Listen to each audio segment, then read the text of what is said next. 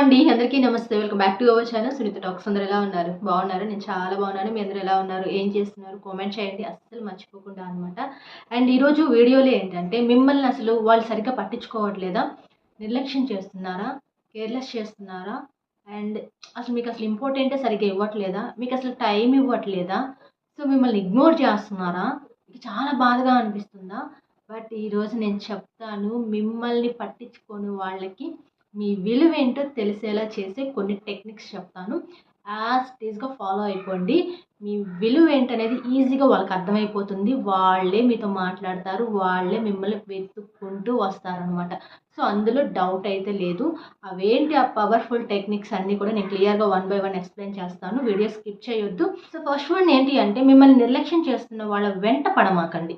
ప్రతిసారి మీరు వెంట పడుతూ ఉన్నట్లయితే అండ్ నేను ఎప్పుడు చెప్తూ ఉంటాను, ఏదన్నా డిస్టర్బెన్స్ వచ్చినప్పుడు మీరు అడగండి. నా పెయిన్ ఇది అని ఎక్స్‌ప్లెయిన్ చెయ్యండి. అస్సలు తప్పు లేదు. ఖచ్చితంగా మన పెయిన్ వాళ్ళకి తెలియాలి. కానీ మీరు ప్రతిసారి వాళ్ళని అడుక్కుంటూ, వాళ్ళని రిక్వెస్ట్‌లు చేసుకుంటూ, "నువ్వు నాతో ఉండు, నాతో మాట్లాడు" అనే పనులు ఇక నుంచి ఆపేసేయండి. మిమ్మల్ని వద్దనుకున్నారా? లేకపోతే కేర్‌లెస్ చేస్తున్నారా? మీతో ఉంటూనే పట్టించుకోవట్లేదా సరిగ్గా?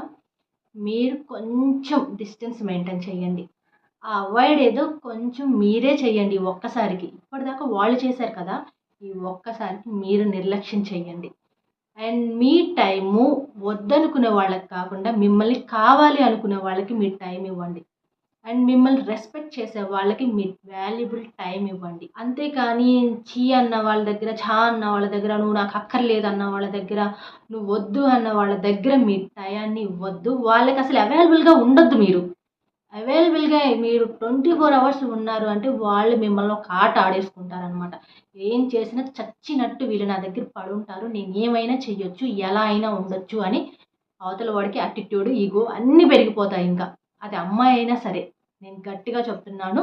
సో, ఎవ్వరైనా మిమ్మల్ని కేర్‌లెస్ చేస్తున్నట్లయితే మీరు వాళ్ళకి అందుబాటులో ఉండమాకండి. వాళ్ళకి ఇవ్వవలసిన టైం ఏదో మిమ్మల్ని ఇష్టపడే వాళ్ళకి అండ్ మీతో ఉన్న వాళ్ళకి ఇవ్వండి. గట్టిగా నమ్మండి, మీ హ్యాపీనెస్ తీసుకెళ్ళి ఎదుటి వాళ్ళ చేతుల్లో పెట్టొద్దు. మీ హ్యాపీనెస్‌కి మీరే కారణం అవ్వాలి. ఇదొక్క పాయింట్ గుర్తుపెట్టుకోండి. అండ్ మీరు హ్యాపీగా ఉండాలన్నా, సాడ్‌గా ఉండాలన్నా కేవలం రీజన్ మీరే అయ్యుండాలి.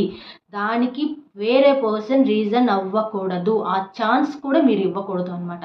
కొత్తగా స్టార్ట్ చేయండి. ఏమైనా సరే కొత్తగా ఏదైనా మీరు ఒక చిన్న లిటిల్ బిజినెస్ స్టార్ట్ చేయాలనుకుంటున్నారా? లేదా స్టడీ మీద ఫోకస్ చేయాలనుకుంటున్నారా? అండ్ లేకపోతే ఈ ఇయర్ ఎలాగైనా జాబ్ కొట్టాలి అనుకుంటున్నారా? సో, మీ టార్గెట్స్ ఏవైతే ఉన్నాయో జస్ట్ ఫోకస్ చేయండి. గట్టిగా నిర్ణయం తీసుకోండి. చూడండి, మీరెప్పుడైతే లైఫ్‌లో బెటర్ అవుతూ ఉంటారో అవతల వాళ్ళకక్కడ స్టార్ట్ అవుతుందనమాట. సో, నేను ఎలాంటి పర్సన్‌ని వదిలేసాను, లేదా నేను ఎలాంటి పర్సన్‌ని నేను కేర్‌లెస్ చేశాను అనేది నువ్వెప్పుడైతే లైఫ్‌లో ఎదుగుతూ ముందుకెళ్తావో ఆటోమేటిక్‌గా వాళ్ళకి అర్థమైపోద్దక్కడ. నెక్స్ట్ వన్ వచ్చేసి మీరు ఆర్గ్యుమెంట్స్ అస్సలు చెయ్యమాకండి. అంటే నేనేం చెప్తున్నానంటే ఆ మూమెంట్‌లో ఎప్పుడైతే గొడవ అయిపోతుందో అప్పుడు కోపం వల్ల ఒకరినొకరు ఏదో ఒక మాటలు అనేసుకుంటూ ఉంటారనమాట. ఆ కోపం రేజ్ అవుతుంది. ఒక్కొక్క మాట మనము అనకూడని మాటలు కూడా కొన్ని అనేస్తూ ఉంటాం ఆ కోపంలో. దానివల్ల చాలా రిలేషన్‌షిప్ బ్రేక్ అయిపోయే ఛాన్స్ ఉంటుంది అనమాట. కానీ ఇక్కడ ఏమవుతుందంటే అవతల వాళ్ళు మాట్లాడుతున్నారు కదా! సో, వాళ్ళు ఇష్టం వచ్చినట్టు మాట్లాడుతున్నప్పుడు మేమెందుకు తగ్గాలి? మేమెందుకు డౌన్ అవ్వాలి? మేము మాట్లాడతాము అని మీకు అనిపించొచ్చు ఆ టైంలో. కాదని నేను చెప్పట్ల. కానీ వాటి వల్ల ఏ మాత్రం యూజ్ ఉండదు. సో, వాళ్ళు మాట్లాడుతున్నారని మీరు మాట్లాడి, మీరు మాట్లాడుతున్నారని వాళ్ళు మాట్లాడితే దానివల్ల రిలేషన్ ఇంకా దూరం అవ్వటం తప్పితే మీరు కలిసే అండ్ మీరు బాగుండే ఏవైతే సింటమ్స్ ఉంటాయో అవి జరగవు అనమాట. మాక్సిమం జరగవు. కానీ ఇక్కడ నేను చెప్పేది ఎప్పుడు కూడాను ఒక పర్సన్ మిమ్మల్ని హర్ట్ చేస్తున్నారా? చాలా బాధ పెడుతున్నారా? ప్రతిసారి మీరు వాళ్ళని రిక్వెస్ట్ చేస్తున్నా కూడా వాళ్ళు అర్థం చేసుకోకుండా సో, ఇంకా అలుసుగా చూస్తున్నారా మిమ్మల్ని? జస్ట్ మీరు చాలా కామ్ అయిపోండి. చాలా సైలెంట్ అయిపోండి మీరు. ఇంకేమీ చెయ్యొద్దు. మీకు తెలియదు, చాలా పవర్‌ఫుల్ వెపన్ ఏదైనా ఉంది అంటే అది సైలెన్స్ మాత్రమే అనమాట. మీ సైలెన్స్ వాళ్ళకొక గుణపాఠం చెప్తుంది ఒకరోజు. చాలామంది ఐ థింక్ బాయ్స్ అండ్ గర్ల్స్‌కి తెలీదు. ఎందుకంటే ఎప్పుడైతే లవ్ చేసుకుంటున్నప్పుడు ఒక పర్సన్ చాలా హర్టింగ్‌గా మాట్లాడుతూ ఉంటారు. బాధ పెడుతూ ఉంటారు. అయినా కూడా ఇంకొక పర్సన్ ఆ పర్సన్‌ని వదులుకోలేకో, లేతే ఆ ప్రేమను వదులుకోలేకో, లేదు మేము కలిసే ఉండాలని తాపత్రయపడుతూ చాలా తగ్గుతారు. రిక్వెస్ట్ చేస్తారు, బుజ్జగించుకుంటారు, సారీలు చెప్పుకుంటారు, అవసరమైతే కాళ్ళు కూడా పట్టుకుంటారు. కానీ అలాంటి వాళ్ళు లైఫ్‌లో చాలా రేర్‌గా దొరుకుతారు. అది అమ్మాయి అయినా సరే, అబ్బాయి అయినా సరే. కానీ అలాంటి పర్సన్స్‌ని మీరు కాలుతో తన్నినట్టుగా అవాయిడ్ చేసేసి నాకక్కర్లేదు, నన్నొదిలేసి వెళ్ళిపో అనో, లేదా నేను వెళ్ళిపోతాను, నాకు చెయ్యొద్దనో, మీరు అలాంటి వేషాలు గనక వేశారు అంటే మాత్రం లైఫ్‌లో చాలా కోలుకోలేని దెబ్బ ఎదురవుతుంది మీకు. అండ్ ఎలా ఉంటుంది అంటే, ఒక పర్సన్‌ని ఏడిపిస్తే జరిగే కర్మ అనేది పక్కన పెట్టేస్తే, మీరు లైఫ్‌లో అలాంటి పర్సన్‌ని మళ్ళీ సంపాదించుకోలేరు అనమాట. మీరు తల్లకిందులుగా తపస్సు చేసినా సరే అలాంటి ప్రేమ మీకు మళ్ళీ మళ్ళీ దొరకకపోవచ్చు. అలాంటి పర్సన్స్ ఉన్నప్పుడే కాపాడుకోండి. తర్వాత మీరు బాధపడినా ఏమాత్రం యూజ్ ఉండదు. అయ్యో! నాకు ఆ టైంలో తను ఎంత రిక్వెస్ట్ చేసింది, లేదా తను నన్నెంత బ్రతిమిలాడుకున్నాడు నాతో ఉండమని. అసలు నేను ఆ టైంలో వినిపించుకోలేదు, చాలా బాధ పెట్టాను, చాలా కేర్‌లెస్ చేశాను అని మీరు ఏడ్చే రోజొస్తుంది. అవునన్నా, కాదన్నా ఇదే సత్యం అనమాట. అండ్ గాయ్స్ ఇంకొకటేంటి అంటే, చాలామంది సరే ఓకే. వాళ్ళు వదిలేసి వాళ్ళ రీజన్స్ ఏవో చెప్పేసుకొని సిల్లీ రీజన్సో, ఏదో పనికిమాలిన రీజన్స్ చెప్పేసుకొని, వాళ్ళకేదో ఆప్షన్ దొరికిందనో మిమ్మల్ని వదిలేసి వెళ్ళిపోతే, అలా అని మీ విలువ ఏమాత్రం తగ్గదు. మిమ్మల్ని కించపరిచి మాట్లాడినంత మాత్రాన నీ వాల్యూ ఏమాత్రం తగ్గదు. నువ్వేంటి అనేది నీకు తెలుసు. నువ్వెంత పర్ఫెక్ట్‌గా ఉన్నావనేది నీకు తెలుసు. నువ్వెంత జెన్యూన్ లవ్ ఇచ్చావు అనేది నీకు తెలుసు. సో, నీ విలువ గుర్తించకపోవటం వాళ్ళ మూర్ఖత్వం అది. వాళ్ళ చేతగానితనం. అంతేగాని నీ తప్పని అనుకోవద్దు. ఎందుకంటే కొంతమంది అనుకుంటారు, అసలెందుకు నన్ను వదిలేసి ఎళ్ళిపోయారు? నేనంత పెద్ద తప్పేం చేశాను? నేనంత నేరం ఏం చేశాను? అయినా కూడా నన్నెందుకు ఇంత సింపుల్‌గా వదిలేసిపోయారు? నన్నెందుకు ఇంత చీట్ చేసిపోయారు అని, అంటే నేనే ఇంకా ఏమైనా మార్పు తెచ్చుకోవాలేమో, లేదా ఇంకా నేను బెటర్‌గా ఉండాలా ఏమో, ఏంటి ఇలా కొంతమంది ఆలోచిస్తుంటారు. అస్సలు ఆలోచించమాకండి. నీ తప్పేం లేదు. ఎప్పుడైతే ఒకరు మనల్ని వదిలేసి వెళ్ళిపోతారో మోసం చేసి, వాళ్ళదే తప్పు 100%. మీరేం వెళ్ళిపోవట్లేదు. అవతల వాళ్ళే వెళ్ళిపోతున్నారు.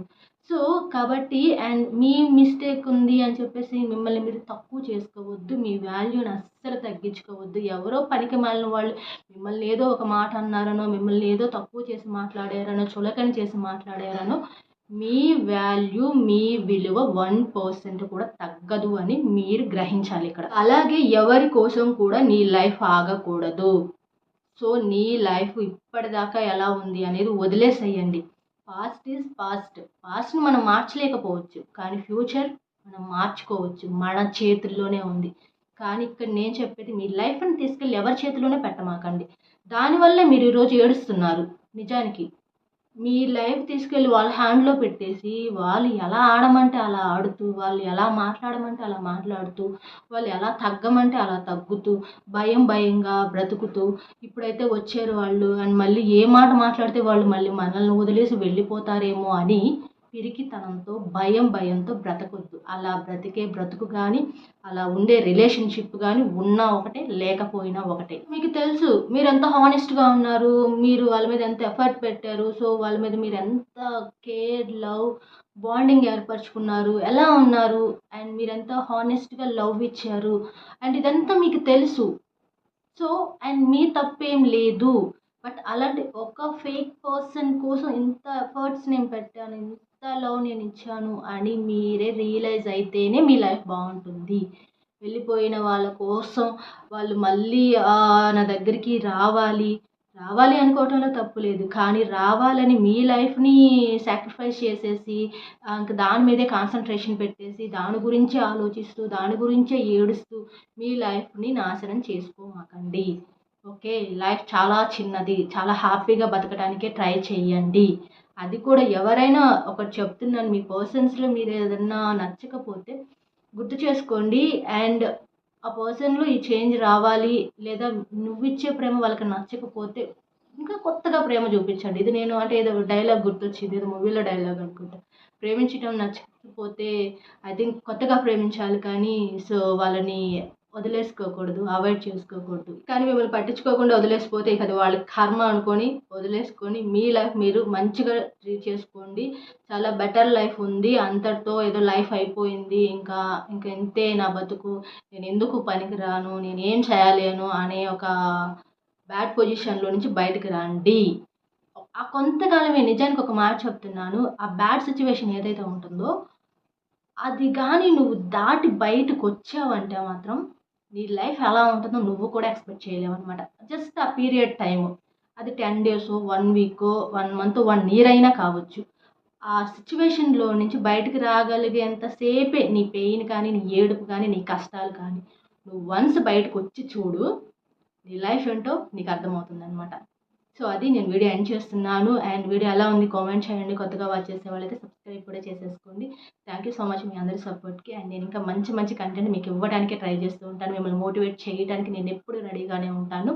అండ్ కాకపోతే నా స్మాల్ రిక్వెస్ట్ ఎలాగో మీ అందరికీ తెలుసు, వీడియో చూసిన తర్వాత ఒక లైక్ అయితే ఇచ్చేసేయండి.